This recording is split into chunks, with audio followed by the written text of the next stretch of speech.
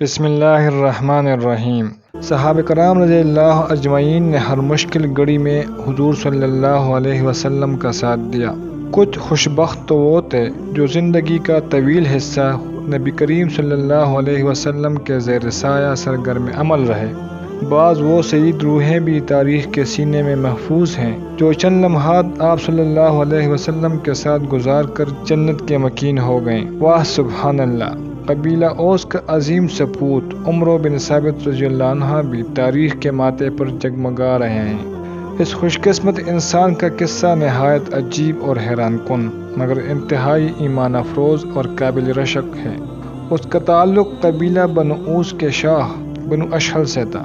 اسے اسلام سے شدید نفرت تھی اور اپنے قبیلے کے لوگوں کو قبول اسلام پر ملامت کرتا رہتا تھا۔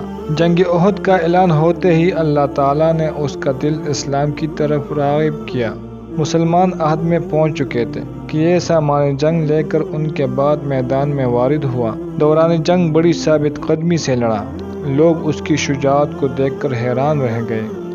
جب انہوں نے اسے پہچانا تو انہیں مزید تعجب ہوا۔ وہ اسیرم کے نام سے بھی معروف تھے۔ ان کے قبیلے کے لوگوں نے پوچھا، اے عمرو، تو نے آج کمال کر دیا ہے، مگر یہ تو بتا کیا تو اپنے لوگوں کے ساتھ قبائلی حیثیت کی وجہ سے شامل ہو گیا ہے یا تو نے اسلام قبول کر لیا؟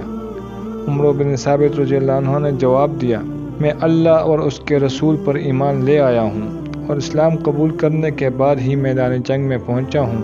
میں نے یہ زخم اللہ کی راہ میں کھائے ہیں۔ عمرو بن ثابت شدید زخمی تھے۔ یہ گفتگو کرتے کرتے لوگوں کے ہاتھوں میں انہوں نے جان دے دی۔ حضور اکرم صلی اللہ علیہ وسلم نے ان کا واقعہ سنا تو فرمایا، وہ یقیناً اہل جنت میں سے ہیں۔ حضرت ابو ہریرہ رضی اللہ عنہ کہا کرتے تھے کہ اسیرم اہل جنت میں سے ہیں، مگر اس نے نہ تو کوئی نماز پڑھی اور نہ ہی روزہ رکھا۔